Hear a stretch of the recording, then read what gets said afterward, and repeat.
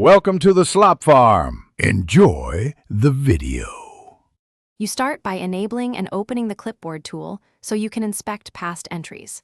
Press Windows plus V or open the Clipboard section in Settings. This shows saved items.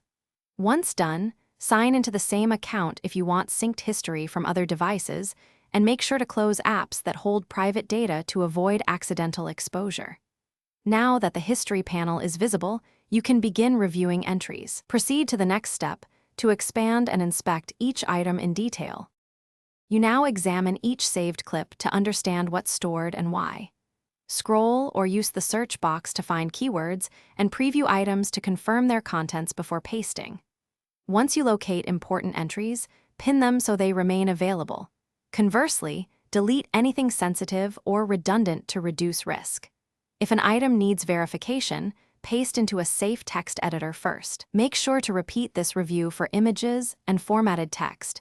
Different types may require different handling. Finish by deciding how long and where your history should live. If you want cross-device access, enable sync. Otherwise, keep history local by disabling sync. For backup, export essential clips by pasting them into a document and saving it.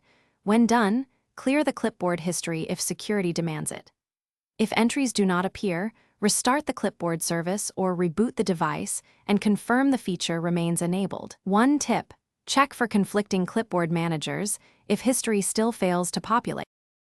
Thanks for watching. Consider subscribing if we helped you today.